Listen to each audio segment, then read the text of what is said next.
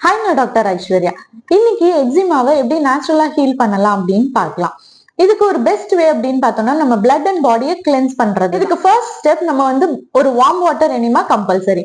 அதை தொடர்ந்து ஒரு 2 வீக்ஸ்க்கு வந்து நம்ம ஃபாஸ்டிங் ஃபாலோ பண்ண போறோம். அதுல ஃபர்ஸ்ட் 3 டேஸ் நம்ம வந்து ஜூஸ் ஃபாஸ்டிங், ஒன்னு ஆரஞ்சு ஜூஸ் இல்லைன்னா கேரட் ஜூஸ் ஃபாஸ்டிங் நம்ம வந்து இருக்கணும். இது வந்து எவ்ரி 2 hour இன்டர்வல்ல நம்ம அந்த ஜூஸ் குடிச்சிட்டு வரலாம். நெக்ஸ்ட் 4 டேஸ்க்கு நம்ம வந்து ஃப்ரெஷ் ஃப்ரூட்ஸ் மட்டும் எடுக்கணும். அது வந்து ஒரு 5 hour இன்டர்வல்ஸ்ல நம்ம வந்து எடுத்துட்டு வரலாம். அதை தொடர்ந்து ஒரு 7 டேஸ்க்கு நம்ம ரா டயட், அதாவது வெஜிடபிள்ஸை வந்து எதர் ராவாவோ இல்லைன்னா ஸ்டீம் பண்ணி சால்ட் இல்லாம நம்ம எடுத்துட்டு வர போறோம். இது கூட நம்ம வேணும்னா நம்ம வந்து சப்பாத்தியும் கூட எடுத்துக்கலாம். இதை நம்ம ரெகுலரா ஃபாலோ பண்ணிட்டு வரும்போது அது கூடவே சேர்த்து ஒரு நாளைக்கு 2 to 3 liters ஆஃப் வாட்டர் நம்ம எடுத்துக்கணும்.